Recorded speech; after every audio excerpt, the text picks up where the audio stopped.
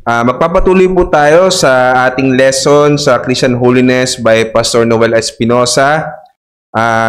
Nasa lesson 64 na po tayo, no? Marami na tayong napag-aaralan, and our prayer and our hope is to always, sana po yung ating mga lessons are not just in our heads but also in our hearts upang may pamuhay talaga natin. And it's really a privilege po and a humbling experience na makapagbagi po ng inyong pag-aaral na ito, dahil talagang ako po, I would say, every time I prepare the lesson po, pag ako po ang nagtuturo, ay ako mismo ang unang-unang nare-rebuke, no po? Ako ang unang-unang sabit sa pagdating sa mga tema. So ang ating pong pag-aaralan ngayon ay yung the Word of God, which is a private means of grace. So tayo po muna ay mag-review, no? Alam po natin na yung sanctification ay isa sa mga paraan upang ito ay makamit o maisagawa ay through the means of grace. So alam natin yung means of grace are the Word, the prayer, fasting, discipling, and while we studied, no po, yung about sins and about graces and about the standards of holiness, so yun yung pinag-aralan natin in the prior lessons, alam natin na yung level of action, yung holiness upang ating makamit o upang tayo ay mag-mature sa holiness is through the exercise of the means of grace. So, ang ibig sabihin lang po nito, kung lahat ng ating natutunan about sin, about the graces, about the standards of holiness, which is the Word of God, which is the commandments, the Decalogue, yun po ay sabihin nating mababaliwala kung hindi natin i-exercise iyon through the means of grace. And sinabi po natin na without faithful engagement or diligence in the means, so nasan ba yung pointer ko? Ay, lumabas. So without faithful engagement in the means of grace, there is no expected growth in holiness. So alam po natin yan because, of course, if we don't practice what we preach, then alam natin na ito ay walang magiging kapakinabangan sa atin. So it's very important that we engage the means with diligence, with zeal, and of course with the right knowledge and wisdom from our Lord. Kaya pinag-aralan natin yung mga foundations. And we know that it is God who supplies all the graces that we see here, individual and corporate, and He ordinarily uses these means to activate the Spirit in the Word in our lives. And in the last topic po, sinabi natin, while God uses all these means, He is not tied to the means. There are circumstances where God, in His wise and powerful na way, ay diretso niyang ipinapahayag yung kanyang salita without the means. But for us now, as the church, yung pagpapahayag ng Panginoon ng kanyang salita at spirito ay through this means.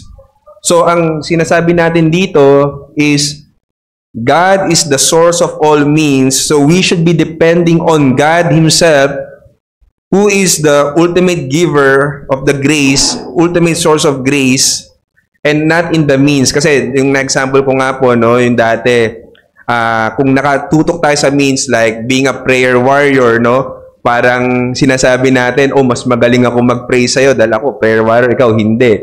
So, nakatutok sa means, nakafocus sa means, hindi sa Diyos na siyang pinanggagalingan nung biyaya nung means na yon. So, hindi tayo pwedeng lumayo na mag-focus lamang tayo sa means, ngunit maneglect natin o makalimutan natin na ang Diyos mismo is a God of grace, and therefore, siya yung dapat na lagi nating tinitingnan every time we exercise these means. At sinabi nga natin po, no, yung illustration ko dito is exercise yung sa gym, no, na engagement in the means must be done with inclusiveness and consistency. So, alam po natin, ewan ko po kung meron bang nag-commit, for example, ng gusto nyong lumaki ang inyong katawan o gusto nyong mag-slim down. Alam natin na in order for us to achieve that, pag nag-gym ka, hindi pwedeng isang exercise machine lang ang lagi mong ginagamit. Di ba po? So, kailangan ginagamit mo yung lahat ng mga machines doon according to your goal para makamit mo yung desired target mo. And that is also true with our Christian holiness na hindi pwedeng sa isang means lang tayo nagko-concentrate. Hindi pwedeng sa prayer lang or sa teaching lang or sa fellowship lang. It should be taken together with all inclusiveness. Hindi pwedeng namimili ka, no? Hindi ka pwedeng mag-pick and choose, mag-cherry picking. Although, alam natin, with all the means, there are varying degrees of, sabihin natin, of level of engagement that we have. But the key word po is yung inclusiveness and consistency. Because even if nagpunta ka sa gym, no, nag-exercise ka, ginamit mo lahat ng machines, but kung once a year ka na nagpupunta, hindi tayo pwede mag-expect ng progress sa ating pagpayat o pagganda ng katawan. And that is also true with our holiness, no, na pabugso-bugso lamang tayo sa ating paggamit ng means, wag po tayo mag-expect na magmamature tayo. And of course, the goal for us is to mature because we need to, sabi nga, grow in the grace and knowledge of our Lord Jesus Christ. So, discipline. So, yung isang keyword, discipline, regularity. So, parang double barrel siya, no? Na parang discipline pa regular na it makes the difference between mature and immature. So, kung ano man yung kumbaga, kanina, gamitin ko yung sinabi ni Brother Miles, yung sinabi niya na secret sauce, no? Between the mature and immature. Yung secret sauce ng pagiging mature is discipline. It's regularity. It's consistency. So, yun po yung napag-aralan natin last time. Now, we will move on to the means of grace as yung private na component ng means of grace. So, the means of grace po is both private and corporate. But we'll start first with private. And we know that sanctification is individual. We are all called to be pursue sanctification. But that sanctification is first and foremost individual. No? Yung ating sanctification, alam natin, it will never be dependent in the sense na kunwari, ang buong church ay sinasanctify, makikiride ka doon sa sanctification na yun. That is somewhat, sabi natin, may effect sa'yo sa iyong sanctification, but first and foremost, it is individual. Therefore, the means of grace for this one is private. And the individual is responsible to use the means for himself, no? Hindi niya pwedeng iasa iyon sa iba. Sabihin natin na ibang tao ang gagawa ng means of grace para sa kanya. So, nandito yung individual accountability to pursue the sanctification by using the private means of grace and availing that to himself. So, sinabi nga dito po, no, sa 2 Corinthians 5:10, this, yung gusto nating palitawin dito is this connotes the individuality or sabi natin yung pagiging isang nawala ako kasi meron pong ipis dito na stuck dito sa pulpit. Yung individual dito na pananagutan sa harapan ng Diyos, sabi ito, for we must all appear before the judgment seat of Christ, that each one, no, take note, each one may receive what is due him for the things done while in the body, whether good or bad. So alam natin, itong sinasabing judgment dito is not the judgment whether you will be saved or damned, but ito yung when God bestows the blessings or sabihin natin the rewards in each believer. So makita natin na each believer will have a different sets of or a different level of sabihin natin rewards. So and sabi to, each one is accountable for what he did. So makita natin talaga na nandoon yung ating accountability each person, na we should not be just engaging or nakikijoin lang tayo dun sa corporate means pero pinapabayaan natin yung private means of grace. Now, there is no, of course, hindi naman pwedeng maging extreme din na puro private means ka lang but without the corporate means. But what we're saying is before you actually engage dun sa ibang means of grace, especially sa corporate means of grace, the individual must pursue first yung mga means of grace that are available to him, para sa kanyang individual na sanctification. So yung ating warning dyan is engaging in corporate means predominantly, meaning yun nga, yung sa corporate means, yun yung dominant na ginagawa mo instead of balancing it with the private means, makes for immature dependence. Ano pong ibig sabihin yan? It means na we will not grow in holiness kung nakafocus lang tayo sa corporate means of grace. Kung tayo ay nakadepende lamang sa, let's say, sa fellowship ng iba, sa church, but without us personally taking these means like prayer, like the Word of God, hindi tayo po mag-grow in holiness. And what will happen is we will have that false understanding and assurance na we are growing in holiness because we are in the church that, let's say, grows in holiness, di ba?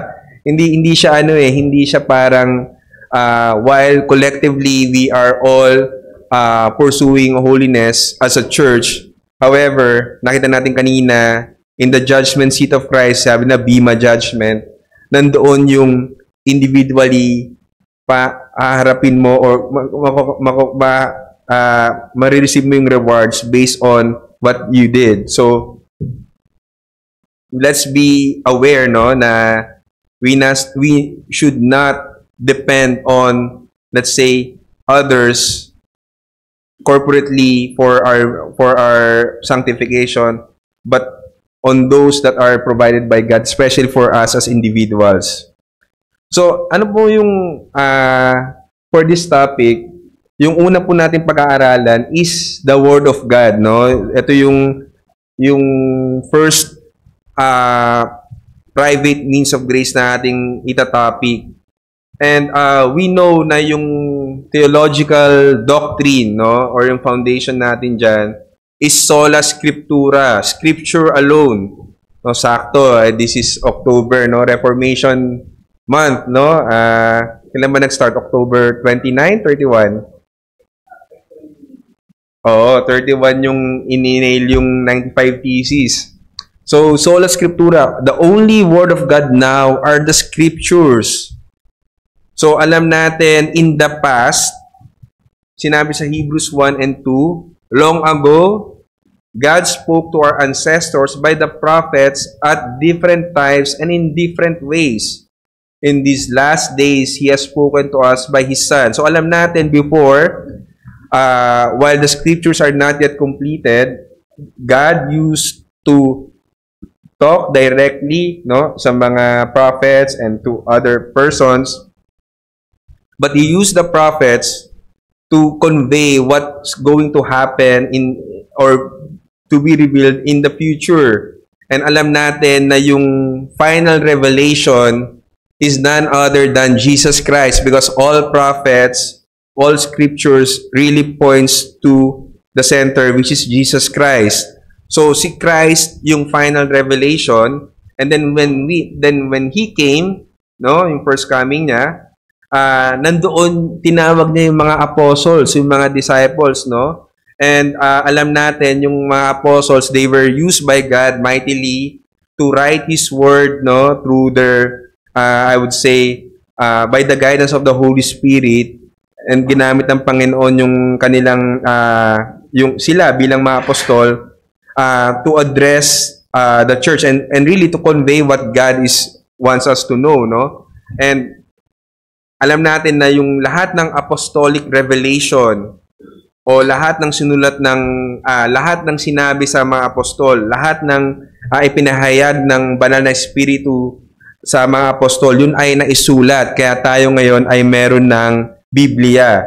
So sinabi sa 2 Thessalonians 2:15, "So then, brothers and sisters, stand firm and hold to the traditions that you were taught, whether by what we said or what we wrote."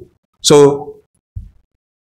yung context po nitong 2 Thessalonians 2:15, merong destructive, no, na heresy or may sabihin nating panlilinlang na nangyayari. Kaya inadmonish sila ni Paul or in-encourage sila na to hold first or to hold firm, no? Stand firm to hold on to the traditions that they were taught. Now, these traditions po, linawin ko lang, these are not traditions that yung parang nakaugalian, yung nakasanayan. Hindi po yun.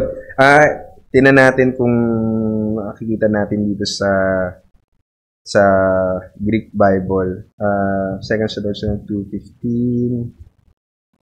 2 Thessalonians 2:15. Teka po, i-pull up natin yung scripture.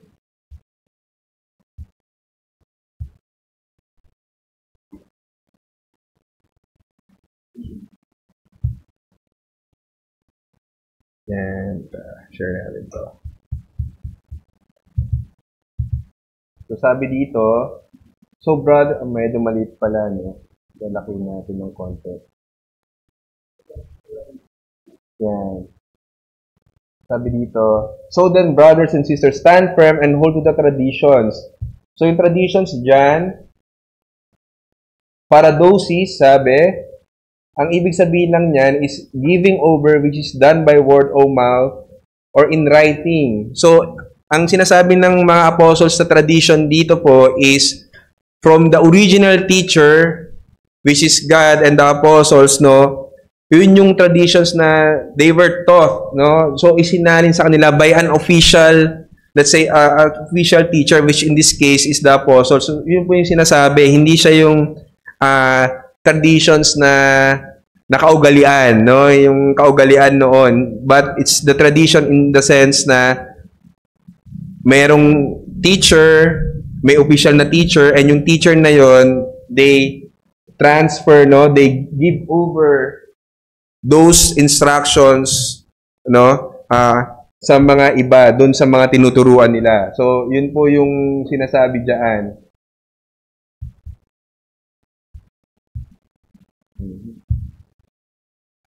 Okay, so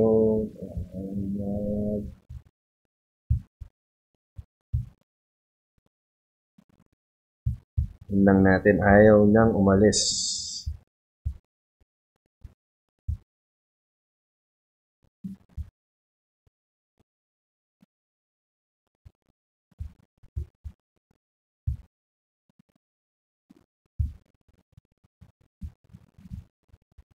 Okay, so start natin.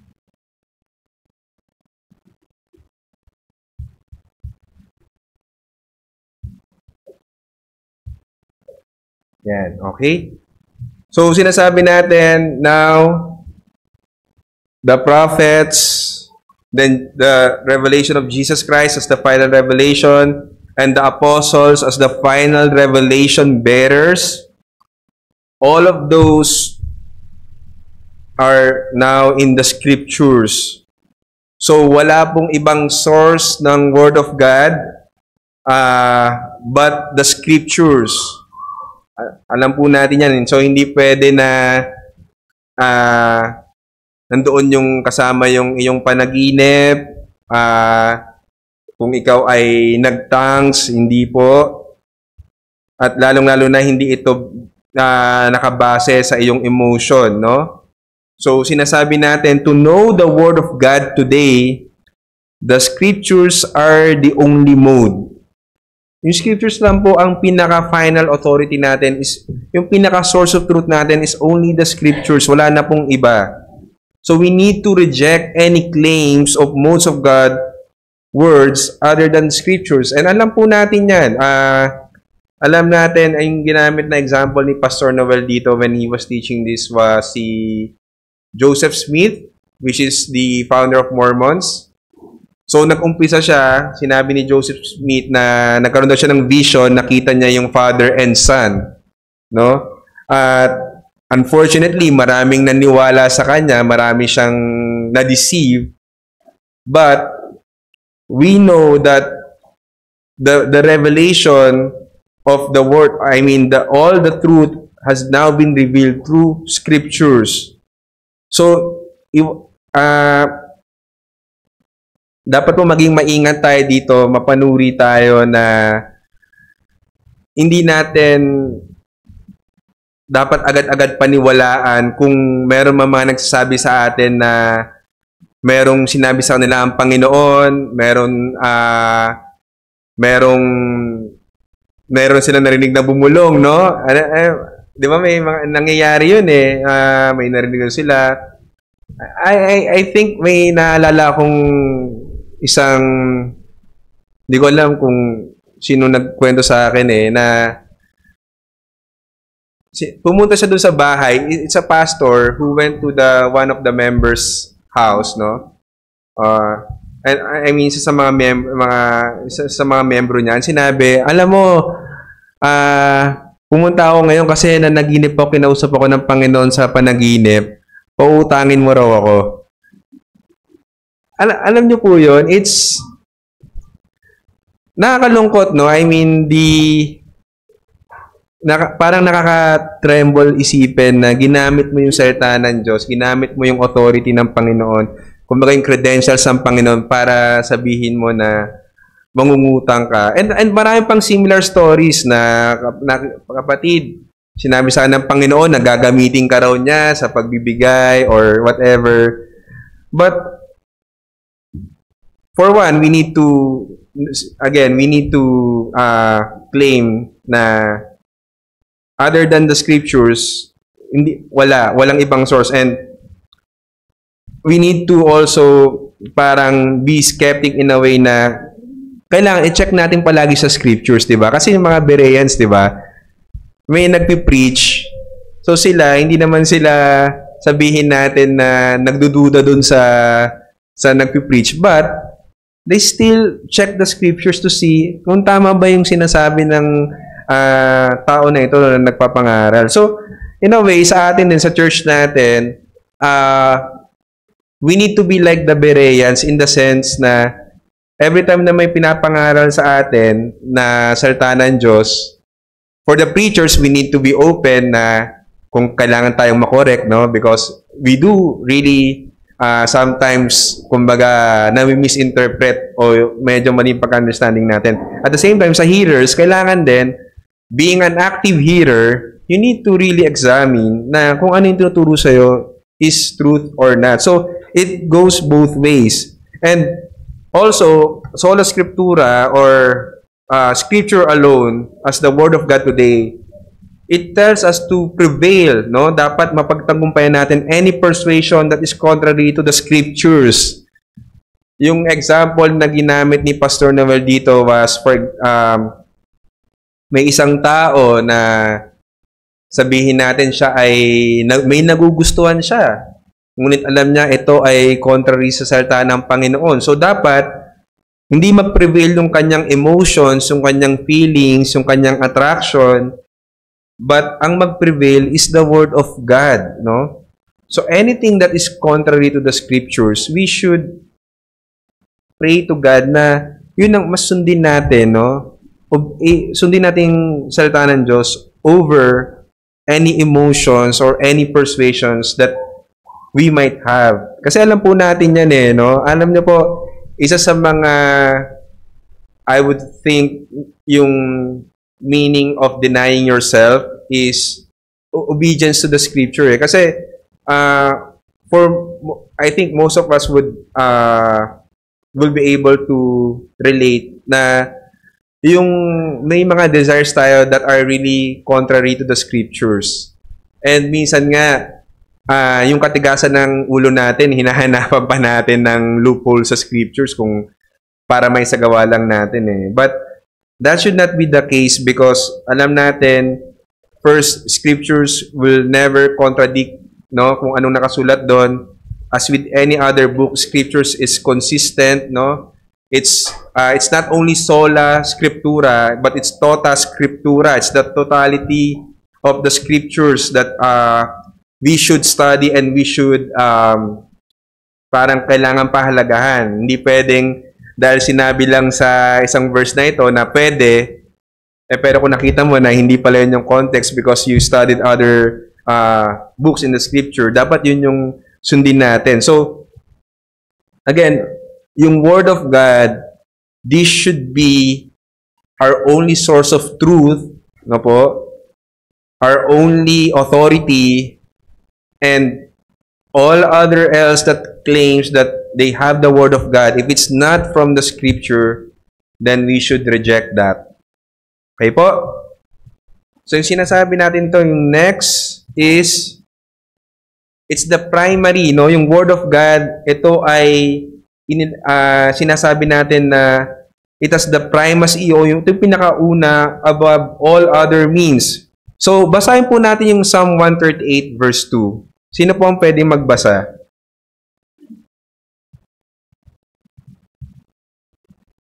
Psalm 138 verse 2.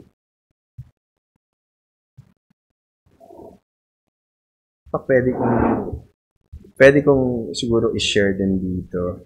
Pero sino po ang gustong magbasa ng I will bow down toward your holy temple and give thanks to your name for the loving kindness of you.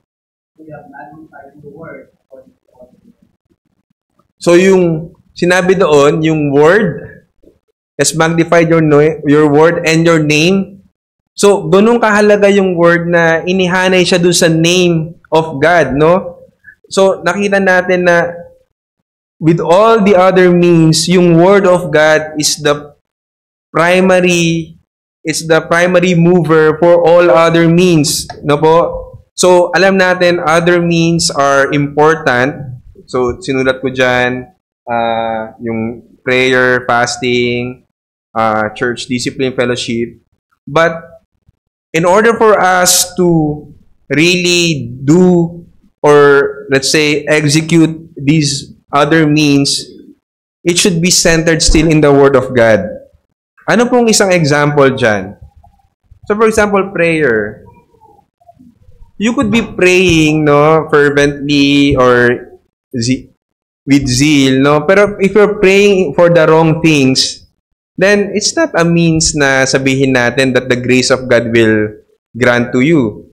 Kasi, maaaring nagpe-pray ka, but if it's not according to the Word of God, then wala rin.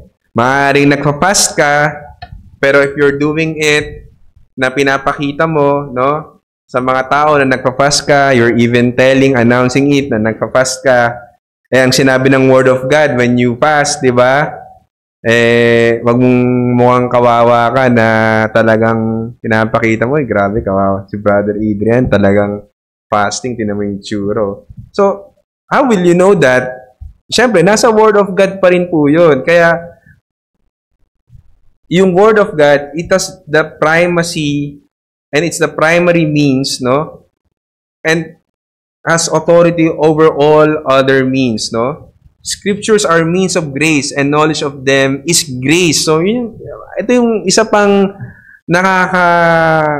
kahanga-hangang katotohanan, no po, about the Word of God na yung Scriptures itself is a means of grace, pero yung maintindihan mo siya is also a grace from God Himself, no? So, double, ano siya, double, sabihin natin, double-edged sword siya, or it's the two sides of the same coin na habang pinapakita sa'yo ng Panginoon, ginagamit mo yung means of grace, which is the Word of God. Pag natututo ka, yun din ay biyaya ng Panginoon. So, ang isa ring tingnan natin, when we approach, no, when we, let's say, do these means of grace, we should go back to the source of grace, which is God. Kasi it's one thing to study scriptures, no, and be academically proficient about it, no, na talagang kabisado mo. But it's another thing to have wisdom and knowledge, which is a grace of God. So maraming mga tao, they understand this, they can study the scripture, pero kung hindi siya biyayaan ng Panginoon ng pangunawa, wala rin, no? Ang sabi nga, I forgot the verse, pero may mga iba na, di ba, they keep on studying but never learning. Isang nakakatakot na judgment from God. So, makita natin na yung means talaga should go back to the source itself, which is God. So again, no means must be used to warrant violation of what is written. So, all of the means, it should be governed, it should be done according to the Word of God. And for the Word of God, meron lang mo tayong tatlo pong titingnan na sabihin natin na concepts dito. So, knowledge of the Word is ordinarily a grace that prepares other graces. So, yun po yung sinasabi natin na etong Word of God it's like a fuel, no, na it ignites everything. It ignites, it starts the other graces. It's the primary mover of the other graces. And the knowledge of the Word prepares those other graces as well. So sabi dito sa Romans 15:4-5, for whatever was written in the past was written for our instruction, so that we may have hope through endurance and through the encouragement from the scriptures. So yung first sentence is scriptures kasi written in the past, no? Yung nasulat daw. Now may the God who gives endurance and encouragement. So say, merong sa scriptures may endurance and encouragement.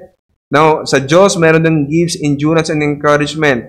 Grant you to live in harmony with one another. So ang point po dito, nakita natin na yung endurance and encouragement are attributed both to Scripture and to God. Opo? So, makita natin na both the Scripture and God Himself, no, supplies the graces as we learn them from the Scriptures. So, hindi mo talaga po pwede maiwalay na hindi pwede talagang ibaliwalain yung pagiging primacy and primary ng scriptures because hindi siya yung parang hindi sinasabi ng verse na ito na you can either be encouraged and endure through scriptures or through God. Hindi siya or magkasama po siya na you need both in order for you to learn, no, and to have that other means of graces na sinabanggit po natin dito. So, ang point natin is God supplies the graces as we get to learn them from the Scripture. Yan po yung kanina nating pinopoint out na still it is God that supplies those graces. Hindi natin pwedeng tanggalin yung source of grace. And ito yung warning sa atin na many fail in their quest for graces due to neglect of scriptures. Ano po sinabi ng Matthew 22:29? Sino po pwede magbasa? Matthew 22:29.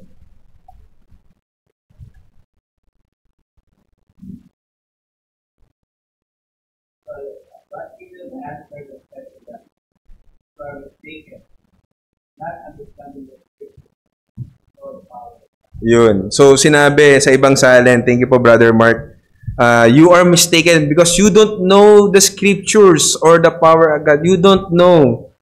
So, because they neglect the scriptures, syempre, consequently, obviously, if you neglect something that you need to give importance, mag-fail ka doon. And dito, sinasabi ng Panginoon na kaya hindi nila naintindihan yung tamang katuruan is because they don't know the scriptures. And for us, kaya hindi natin sabihin natin maisagawa yung other means of grace ng tama, no po, like fellowship, like prayer, dahil pinapabayaan po natin pag-aaral ng salita ng Diyos. Again, yun po yung napaka-important po na malaman natin yung katotohanan through the scriptures because it's the word of God. Alam nyo nga po, one of the questions daw that is one of the famous questions daw sa isang individual is, what is the meaning of life? Yun daw yung palaging tanong na lumalabas sa mga tao. And really, the answer is, it's in the scriptures. No? Yung sinabi ni Brother Mars kanina, that the chief end of man is, ano po yun? Yung chief end of man daw? Glorify God and enjoy Him forever. So, yun yung meaning ng ating buhay. And paano natin malalaman yun? No? Paano natin malalaman yun kung di tayo magbabasa ng salita ng Panginoon? And even if we know, the chief end of man is to glorify God and enjoy Him forever. How do you glorify God? How do you enjoy Him forever? No? Kasi madaling sabihin yun eh. Di ba? Chief end of man is to glorify God. But how do you do it? Sa scriptures pa rin nakabase yun. Kasi you cannot worship God on your own terms. Di ba? Hindi pwede yung strange fire, no? Hindi pwede yung maging presumptuous ka na, ang puso ko naman, alam ng Panginoon, alam ko na tatanggapin niya tong gagawin ko. Hindi po. Kung ano yung sinabi sa scriptures, yun dapat gawin natin. Alam natin yan. Sino yung pinatay ng Panginoon kasi hinawakan yung Ark of the Covenant? Si Uza, no? So kasi nag-presume siya. Ang ganda ng hangarin niya. Ayaw niyang malalaglag yung Ark of the Covenant. Ayaw niyang maputikan. Pero ano yung sin niya doon? Ano yung presumptuous sin niya doon? Pinresume niya na yung putik ang makakadumi sa Ark of the Covenant. Sabi nga ni R.C. Sproul, ang di niya alam, yung putik, walang problema doon kasi it obeys the law of God. Ang di niya nakita, siya bilang makasalanan, marumi, huwag niyang hawakan yung Ark of the Covenant. And alam natin, hindi lang yun yung naging dahilan kung ba't siya namatay talaga. Kung babasahin natin yung previous verses doon, yung kwento na yon, is hindi kasi ganoon yung dapat pag-transport ng Ark of the Covenant. Yun ay binibitbit. Hindi kailangang ilagay sa cart. Ginaya nila yung Philistines. Nilagay sa cart. Nung nasa maputik na, naging unstable, malalaglag, sinalo niya, ang sinabi, nagningas ang galit ng Diyos sa kanya, pinatay siya agad, right there and then. So, yun nakita natin na if we are ignorant of the scriptures, we might really be, sa worship, sa prayer natin, baka hindi natin nga nabibigyan ng glory ang Panginoon eh. Baka baka yung galit pa niya ang nag-i-ignite sa atin instead na malugod siya because of our neglect in scriptures. So, ididiin natin yung point na yan as we go through. So, yung number 2 po, study of the Word as means of grace is an individual believer's duty and favor. So, alam natin na every believer has a knowledge of the Word. No? Yung vital knowledge, yung sabihin natin yung basic, yung primary knowledge. So, sinabi sa Jeremiah 31, verse 33, no? Yan po yung sinabi na, I will put the law in their hearts, no? So, lahat ng believers po, yung law of God, nilagay ng Panginoon sa ating mga puso, no? Yung mga lahat ng mananampalataya. So, by that, we know that we have that we have that vital knowledge already. But we know that there are various degrees of knowledge with fluctuations. Kasi sinabi ko pa kanina, it depends on really your discipline. Di ba po? Na yung example natin kanina, sabi natin, lahat nag-gym. Pero pag pumunta ka sa gym, hindi lahat doon pantay-pantay ang pagkalaki ng katawan, no? Hindi doon lahat pantay-pantay ang pagka-slim. So, iba't iba yon because it depends on really the discipline and the consistency of that person. And also to us, sinabi doon sa Hebrews 5:12, ito po ay isang rebuke about immaturity. Sinabi doon nung writer, no, ng Hebrew na they should have been teachers already, but they are still infant, no? They still need milk because of their immaturity. Hindi pa nila nandoon sinabi yung verse yung preceding verse bago mag-12, sinabi doon because they are lazy. So, doon po makita natin na may varying degrees, pero it's our duty, no, to study the Word of God. So, maturity of knowledge has commensurate responsibility of teaching. So, isa rin to, bilang mga individual, as we mature in our knowledge, we have the responsibility to teach as well. So, kaya po, thankful tayo with let's say, with the likes of Brother Mark na yung kanyang knowledge sa distinctives he's sharing to us. Because as we mature po in our knowledge, we should not be keeping that to ourselves. No po? Hindi po yun ang kalooban ng Panginoon na ikaw ay nagmamature at yun ay iyong sinosolo lamang. And wag naman sana, no, na parang iniisip mo that it gives you that superiority, that you are better than others. If you are maturing, a sign of maturity is you teach. No po? You also want others to mature like you. So yun yung isa na dapat nating tingnan dito na it's our duty, no? And it's a favor, no? As we mature in the Word of God. And isa pa, ito po, ang ganda ng sinabi dito, immaturity of knowledge calls for the humility of teachableness. Acts 18:26. Sige, try ko pong i-share ulit yan. Kasi maganda yung sinabi dyan eh. Saan ba yun?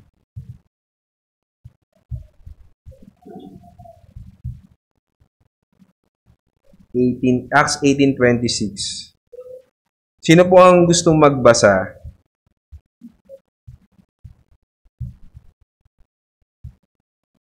Acts 18:26 po. Nasaan ba yung Bible app?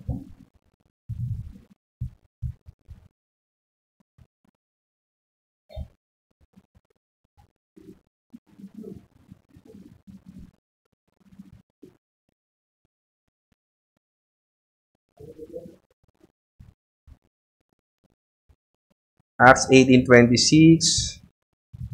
Basahin ko po sa inyo. Ay, dito na pala. Punta dito ulit. Ayan, mag-click.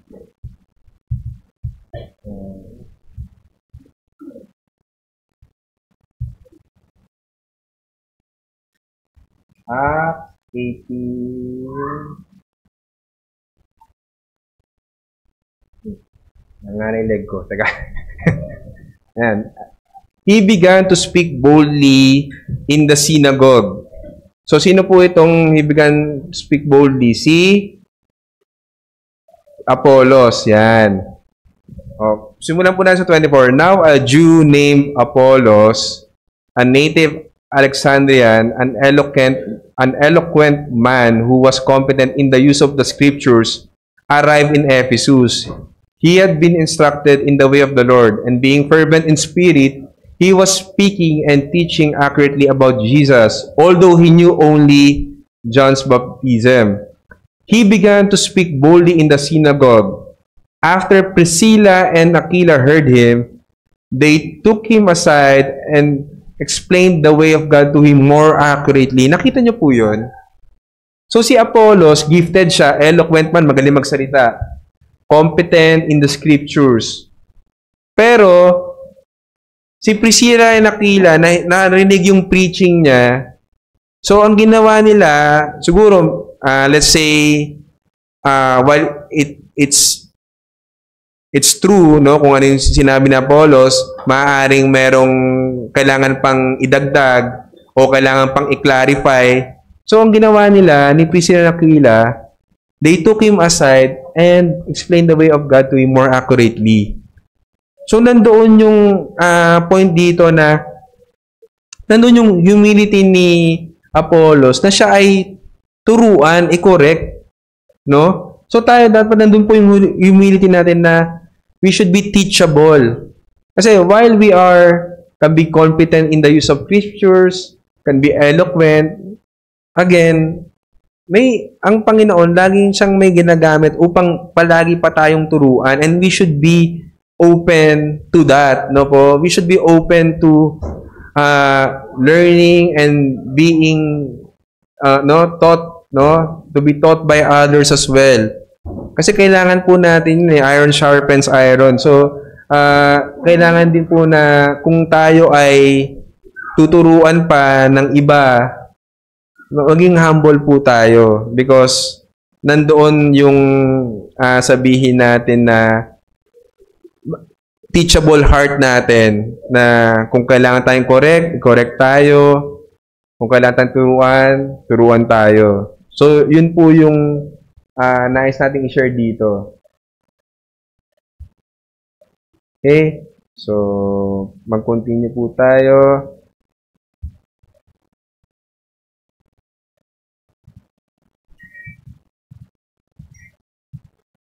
So, ang point po, this is an individual duty that cannot be passed on to others. So, yung ating pong pag-aaral ng salita ng Diyos, it's an individual duty. Hindi po natin pwedeng iasa sa iba. No po, hindi tayo pwedeng makiride sa iba. It's our duty, individually. Sinabi sa Matthew 4:4, very famous verse, man cannot live by bread alone, but from every word, no, ng Diyos. Kaya, hindi po pwede na sa bahay, no po, na sabihin natin, or sa church, na sabihin natin, ay, nag-aaral naman kami ng salita ng Diyos sa church. So, okay na yun. Hindi po. Kailangan nandoon yung sabihin natin na personal and individual responsibility and duty na mag-aral ng salita ng Diyos. And yung ating pong warning dyan is, it is easy to make corporate study of the word a pretext for private neglect. Ano po ibig sabihin? No, na meron po tayong tendency siguro bilang mga nandun yung indwelling sin pa rin natin na yun nga po, tinatakpan natin talaga yung pagiging tamad natin, pagiging neglectful natin sa pag-aaral ng Panginoon privately sa pamamagitan ng corporate study, or in this case, ang ating worship, ng preaching, no, as the other means of grace.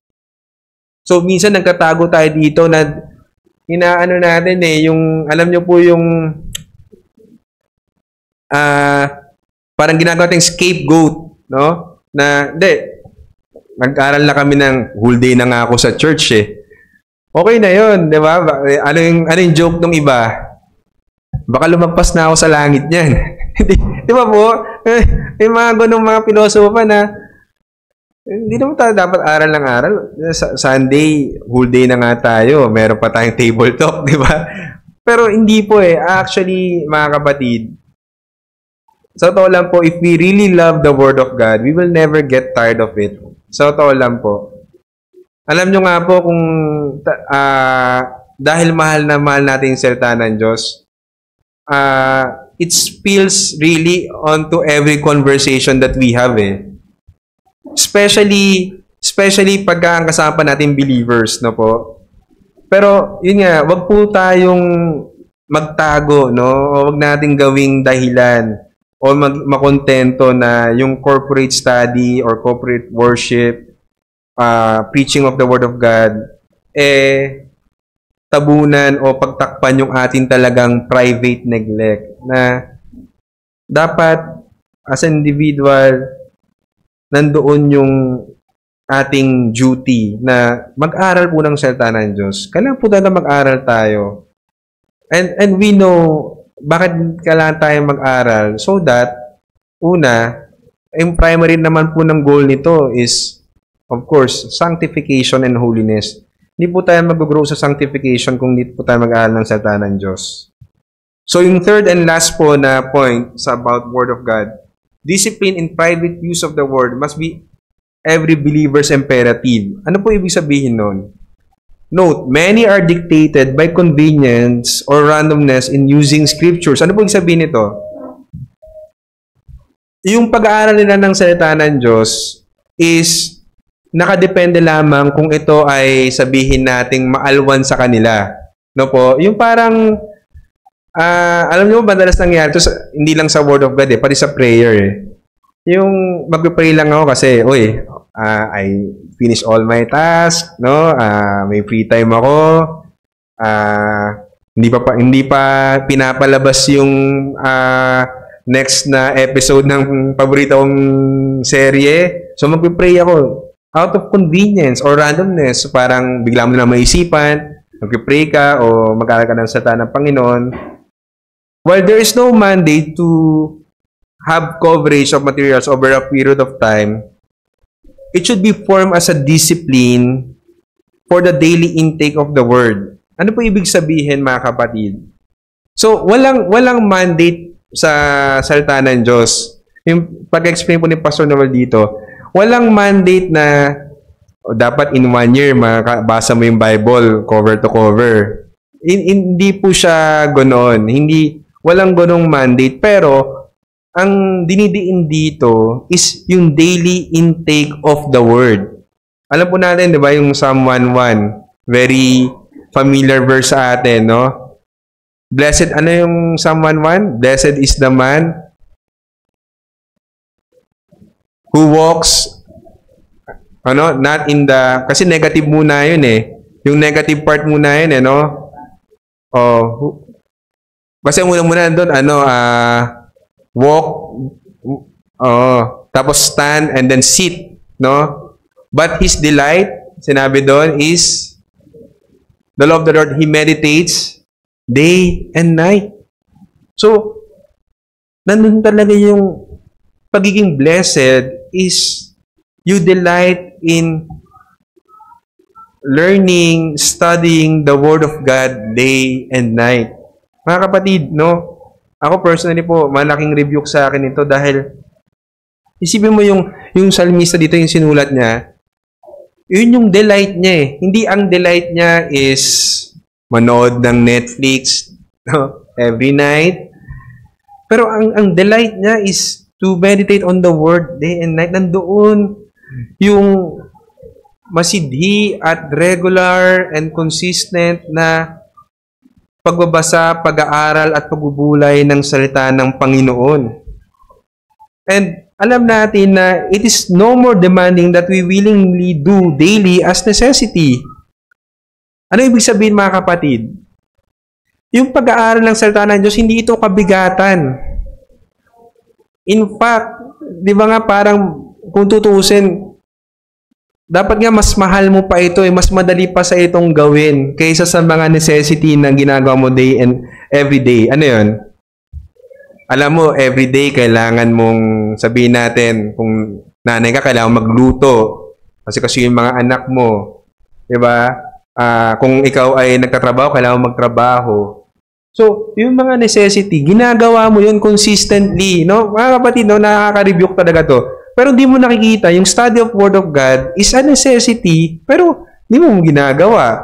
Pero, hindi naman talaga yung more demanding Ang sinasabi dito, kung paano mo pinapahalagan yung mga ibang bagay na sinasabi mo, necessary yun, necessity yun. every day. Dapat ganun din yung pagtrato mo sa scriptures, if not more. Di ba po, mga kapatid, no? Tayo, minsan we give ourselves, no, a pat in the back. Good job, nagawa ko lahat ngayon. Lahat ng task ko, nasa to-do list ko, nagawa ko. Pero kasama ba sa to-do list mo ang mag-aral ng salita ng Diyos? Kasama ba yun sa schedule mo? Kasama ba yun sa kailangan mong magawa? Yun ba yung priority ng buhay mo? So mga kapatid, no, parang nakita natin na napaka-busy natin, no, sa mundong ito. Pero in fact, kung titingnan natin, if we will be really honest with ourselves, most of the time na ginugugol natin yung oras natin is not for the kingdom of God, but for the kingdom of this world. So, I hope mga kapatid na tayo doon, ma-challenge tayo doon. Kasi ako po, number 1 violator ako dito.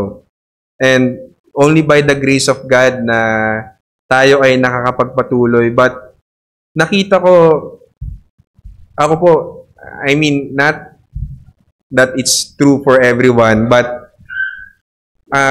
personally for me po, when yung problems arise and nakikita ko yung attitude ko, yung character ko is not in line with God's will. Nakikita ko when sabi natin, pag inuugat ko, saan ba nanggagaling tong problema ko o yung attitude ko na hindi maganda, saan ba nanggagaling ito? Ang bottom line is it's really the neglect of the scriptures. Kasi, alam niyo po, pag saturated kayo ng scriptures, lagi siyang instantaneous, laging magre-remind sa'yo. Naranasan niyo po ba yon? Na pag may action, nandun yung conscience mo, yung instinct mo, since it's saturated by the Word of God, biglang hindi, sinabi sa salita ng Diyos, ganito eh. So, hindi ko dapat gawin to. No? Sinabi sa salita ng Panginoon na pag ginawa ko ito'y kasalanan. No? So, kung wala kang study of the Word of God, kung wala kang consistent, di ba, na disciplined na study of Word of God, wala kang ganun, walang magpipigil sa'yo, walang magkocontrol sa'yo, hindi ka maging filled by the Holy Spirit. Kasi, again, the Word of God is, the Spirit is activated by the Word of God. So, mga kapatid, tingnan natin yun na dapat nandoon tayo, maunawaan natin na it is an imperative, no? Kailangan na yung disciplined, private use and study of the Word. Yun yung maging buhay ng isang believer. At hindi ito parang sabihin natin na ginagawa natin pabugso-bugso. Alam niyo po yun, yung example ni Pastor Noel, yung sa pagkain, no? Kasi di ba ang Word of God is like what we eat. Hindi pwedeng, parang babawi ako, Monday to Friday, hindi ako nakapagbasa ng Word of God. So Saturday, buong araw, magbabasa ako ng Word of God. Hindi po siya dapat maging gano'n. It's just like, Monday to Friday, no? Hindi ako kumain. Tapos, babawi ako ng kain, Sabado, kakain ako ng sobra. So, ang mangyayari sa'yo, may empacho ka. So, hindi po gano'n siya nag-work eh. Dapat talaga may regular siya na daily na habit na tayo ay magbasa at mag-aral ng salita ng Panginoon. And discipline is the path to maturity and habit forming in using scriptures. Alam niyo po mga kapatid, merong dating study, sabi nila, if you want to form a habit, gawin mo yung bagay na yon 9 days straight. So yung 9 days daw, yun daw yung number of days na masisimulan mo yung habit. So ang gusto pong i-point, mga kapatid, sana po meron sa atin na sino po kaya sa atin ng 9 days straight na nakapagbasa ng salita ng Panginoon? 9 days straight. So, again, it's a rebuke to us po, no, na sana po makapag-build tayo nung habit na iyon. And again, it's not because out of sabihin natin, syempre yung attitude dito hindi pwedeng napipilitan. Kasi ano mo lalabasin niya, magiging legalistic ka, di ba?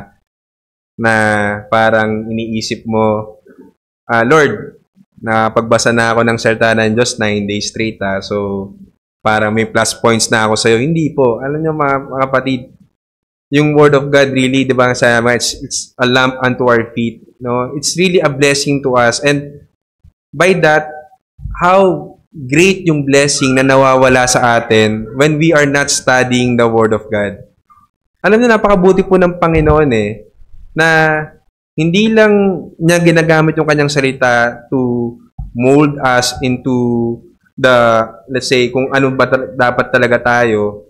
But along the way, ginagamit din niya yun as a blessing to us para tayo ay ilayo sa kasalanan, ingatan sa anumang kapahamakan, at really, to live, ito yung sinabing an abundant life, no po? Hindi yung abundant na sabihin natin, mayaman ka o nandoon yung ginhawa, but yung abundant life doon is yung a life that is in Christ. Because when you are in Christ, you are already abundant kasi lahat ng spiritual blessings nasa iyo na. So, mga kapatid, mga kaibigan, makita natin yung kahalagahan talaga na hindi lang yung magbasa ng salita ng Diyos pagka-feel natin, pag may time tayo, pag convenient tayo, but disiplinahin talaga natin ating sarili, no? Kaya again, yung example ko kanina, kung nag-gym ka, nilalaki katawan mo kung pabugso-bugso ko lang ng pagpunta sa gym. Tapos pagpunta mo sa gym, biglang magbubuhat ka ng sobrang tagal, sobrang dami. Baka instead na mapabuti ka, mapahama ka pa kung ano pa mangyayari sa'yo, no? So, beware using the word by sudden spades. Yung sudden spades, yung pabugso-bugso, will not cover for regular neglect. Again, kumbaga, hindi ito yung bawi, no? Babawi ako sa iyo, Panginoon. Hindi ako nakapagbasa ng ilang araw. Ngayon, hahabaan ko. It will still not cover for the neglect na, Panginoon, nakabawi na ako dahil buong Sabado, nag-aaral lang ako ng salita mo. Hindi po. It should be that regular, consistent, disciplined, use of this private means of grace, which is the Word of God. So, ang challenge po natin is esteem the Word of God as a regular necessity for progressing holiness. So, bigyan natin ng mataas na pagpapahalaga yung salita ng Diyos bilang isang regular na pangailangan upang tayo po ay lumago sa kabanalan. Again, mga kapatid, itong Word of God, this is very important. Ito yung, kumbaga, yung catalyst that starts the reaction of the other graces. Kung wala itong pag-aaral ng salita ng Diyos, we can be sure na yung other means of grace, prayer, fasting, fellowship, lahat, it will not be fruitful, it will not be beneficial to us. So, pahalagan po natin ang salita ng Diyos, mga kapatid, and let us pray na yung grace ng Panginoon na tanggalin talaga nandun yung responsibilidad natin na wag po tayo maging tamad. Sabi nga po, narinig natin palagi sa mga preaching, wala pong tamad na Kristiyano. Again, hindi natin sinasabi na may nakaka-perfect or not kasi iba't iba po tayo ng level, iba't iba po tayo ng progress. But still, we need progress, no? Sabi nga nung sa isang pelikulang napanood ko, it's progress, not perfection. Progress, importanteng progress. No? Basta consistent ka, I'm sure, by the grace of God, magkakaroon po tayo ng progress. So, yun lamang po. At meron po bang gusto magtanong bago po tayo mag-end? Sige po, Sister Jem.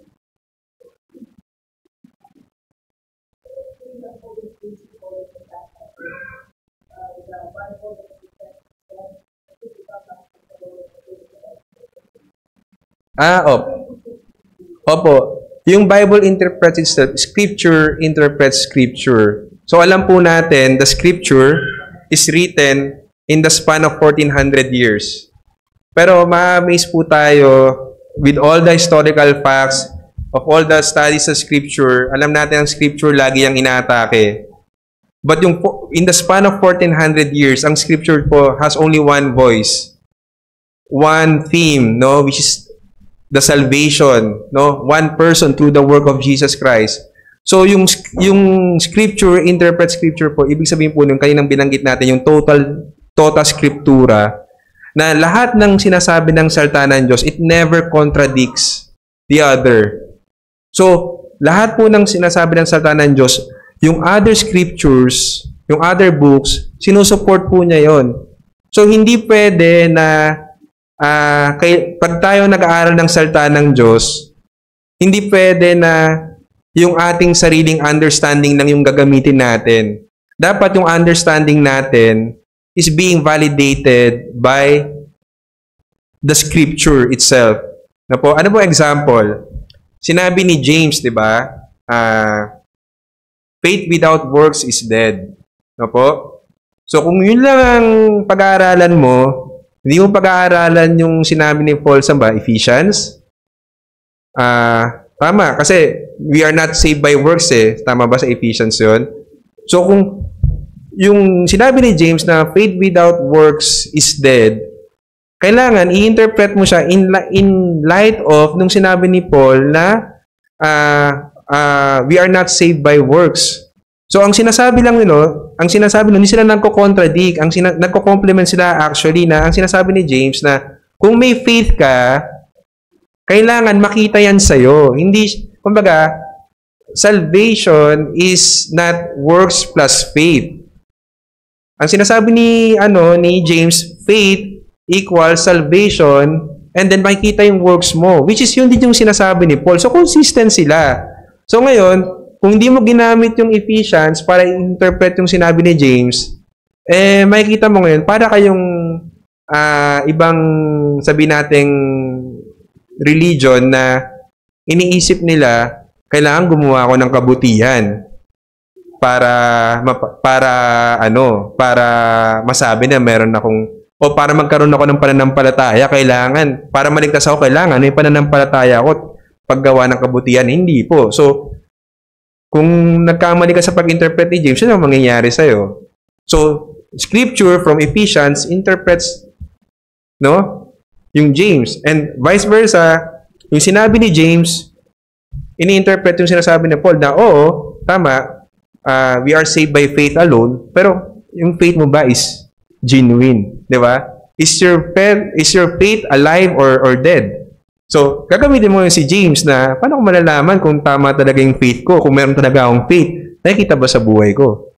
So, hindi sila nagko-contradict. Perfectly meshed sila together, no? So, to your question po, Tita Jem, na tama po yun, na we should not have our own interpretation. We should be examining the scripture in light of the totality of the scripture. So, kumbaga sa puzzle, no? We see the big picture, hindi lang yung mga pieces ng puzzle, but we see the entirety, kung ano ba talaga yung sinasabi ng scripture. Which is, sinabi nga natin kanina, while it was written in the span of 1400 years, no? Iba't ibang writers, iba't ibang backgrounds, may mga farmers, may mga kings, pero makikita mo, all of them converge together kay Christ. So, kung ang scripture, for example, may nagtuturo sa atin, hindi sumisentro kay Christ, alam natin na hindi yun sinusupport ng scripture. No? Kaya nga po, nung sa preaching seminar namin kay Pastor Noel, ang point niya is, all scripture, all preaching, should point into Jesus Christ. So again, kung hindi yan nagpo-point kay Jesus Christ, we need to examine that. We need to use scripture to interpret scripture. We need to use scripture as the sole authority on what God says and not our own interpretation. Pero it's understandable po kasi within the Reform, meron pang mga differences Pero makita natin, mga differences ng within the Reform circle, it's minor. Pero lahat ng major doctrines, di ba? Doctrine of sin, doctrine of man, doctrine of God, of church, hindi sila mag-iiba-iba. Kasi, ang basis lang nila is scripture. Sagot ko po ba yung tanong niyo, Tita Jan? Sige po, Tita. Sige po, Sister Jan.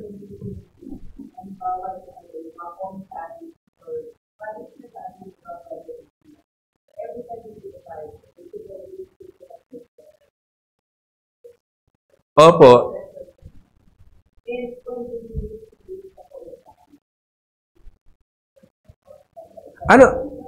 Yung pwede naman po yung commentaries.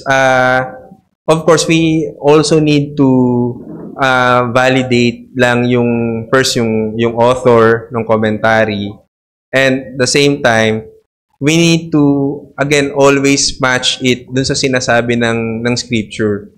Kasi yun nga po yung maraming train of thoughts, yung mga writers, yung mga gumagawa ng commentary. Meron silang mga iba't ibang approach. Even the likes of Dr. John MacArthur, Dr. Sproul, minsan meron silang mga subtle na differences. So, nandun ngayon yung labor-intensive na task na yung commentary nila, ibabangga mo ngayon na kasi pa nag-commentary sila, I'm sure may scripture basis yun. So, titingnan mo ngayon yun. Ngayon, hindi ko na napakita eh. Alam niyo po, yung sa Bible, kung may app kayo, minsan doon, meron yung maliliit na superscript, yung maliliit, o kaya yung Study Light or Bible, may isang website na itong verse na to, sasabihin niya yung lahat ng cross-references. Blue Letter Bible, meron din po nun. So yun, aaralin mo yun isa-isa. Kasi ibabangga mo ngayon sa binabasa mo ng commentary. So talagang labor-intensive po talaga mag-aral ng salita ng Diyos. Pero we're not saying na we don't use commentary. Pero sabi nga din ni Pastor Noel dun sa natin, na mas ang pinaka first and foremost reference mo, yung scriptures pa din. And then, you use that to validate yung commentary na binabasa mo. Kasi yung commentary naman, we use that to parang distill no? Kasi parang mas layman terms kasi yung, di ba? Yung commentary especially pag nag-aaral ka ng Old Testament, parang ang hirap intindihin. Pero pag gumamit ka ng commentary, binibigay niya yung background, bakit ito sinabi, ano yung story behind. So, maganda po na gumamit din ng mga gano'n, pero we should not be depending on those primarily. Ang primary pa rin is scriptures. And then, we supplement it with the commentaries of well-known authors, theologians, na we know holds let's say, the correct doctrine or the Reformed doctrine. Kasi, alam niyo po, marami ring commentary, no? Na iba, na salungat sa ating doktrina. Lalo na yung the golden chain of salvation. May mababasa po kayo na hindi nila, iba yung pag-explain nila sa golden chain of salvation. So, we need to be aware. Sige po, sino pa pong, sige po, Brother.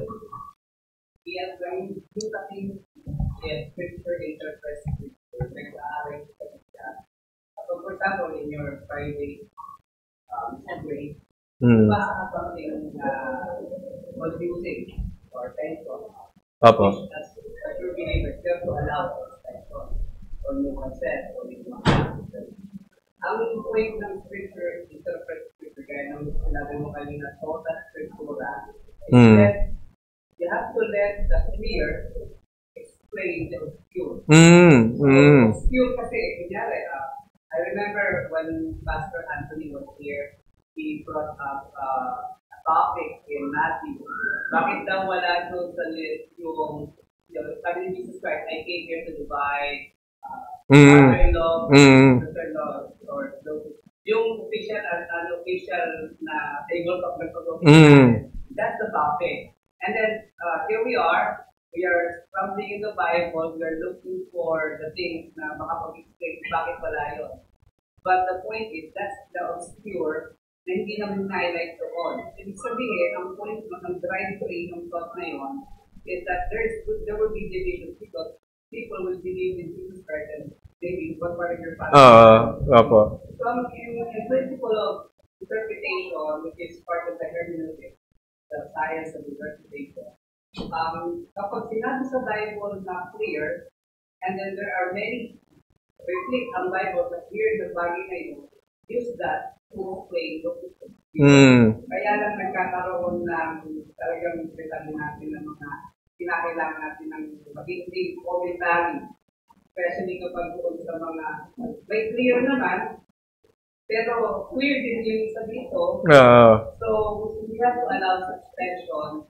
Then, hindi natin, sasabihin natin because of our limited finite knowledge na we can agree to disagree with like in the case of the article. We have to have clarity of those. Opo. Pero yung Bible, the scripture interprets scripture primarily and purpose niya is explain the obscure from the clear, which is dapat pakinggan natin sa totality ng Bible. Thank you po. Ang ganda yung ginamit ni Brother Mark kasi alam niyo po yung four Gospels, Matthew, Mark, Luke, no? Minsan, di mo ma-explain yung isa hanggang di mo puntahan yung isa eh. Nagko-complement sila. Sige po, Sister Chazel.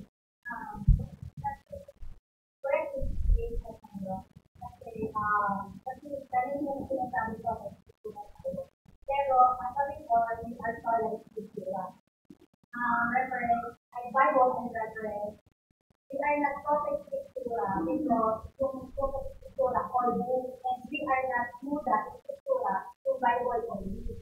Kaya, sa pagkakaintindi ko, perfect scriptura tayo, hindi tayo perfect scriptura. Sige. Apo. Perfect scriptura, Bible at all. We are not perfect scriptura. Kumbaga, kung mag-study all book, all book talaga pinaka-accept natin. Opo. Okay. Bible only. Kaya sa pagkakaano, ang important talaga, scholar. Opo. Sige, I understood po. If I understood your question correctly, yung what you meant by Tota Scriptura are all books other than the Bible. Tama po ba? Kasi, parang interpret ko siya para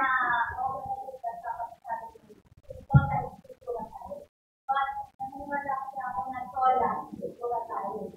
Kumbaga, pinaka-primary is Bible, is reference, connected, free, and then, yung total scriptura, kasi parang pinaniwala all books. Opo. Sige, let me clarify po what I meant by when I said Tota Scriptura.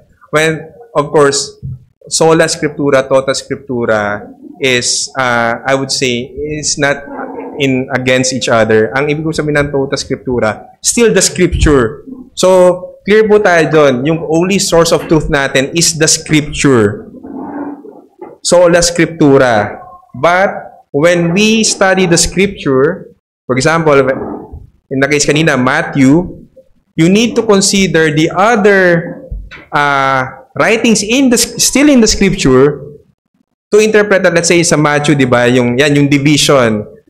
Sinabi rin niya ng Panginoon, may ibang explanation sa Luke or sa Mark.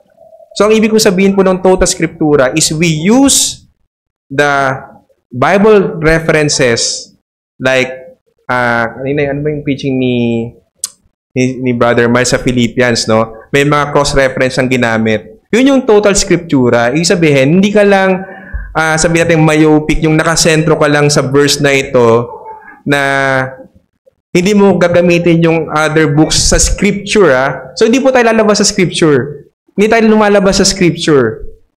Ang sinasabi lang natin, hindi mo gamitin yung iba, hindi mo pwedeng gamitin yung Isaiah. Dapat gamitin mo rin yung Isaiah kasi may sinasabi sa Isaiah tungkol sa topic mo. May sinasabi yung ibang books tungkol sa topic mo, Revelation, etc. So, kailangan i-consider mo yung totality. Yun po yung ibig sabihin ng Tota Scriptura. Yung buong Scripture, kailangan mo i-consider buong Scripture. Kasi, I talked to one INC. Ang lagi niya sinasabi sa akin, tinan mo dito, ang sinabi, ang maliligtas lang ay yung nasa Iglesia ni Cristo. So, di literal niya. Sa Bible, kasi nakasulat, Iglesia ni Cristo, sila daw yun. Hindi, ang sabi ko sa kanya, ang explanation niyan, eto, tapos basahin mo tong book na to, sa Peter, sa John, sinasabi. So, yun po yung ibig kong sabihin ng total scriptura na kailangan i-consider natin lahat ng nasa scriptures and not only pick and choose. No? Not only pick and choose na sabihin natin, ito lang i-consider ko sa John. Yung sa John, may sinabi rin yan tungkol sa Hebrews or etc. Di ba? Yun po yung sinasabi kong total scriptura.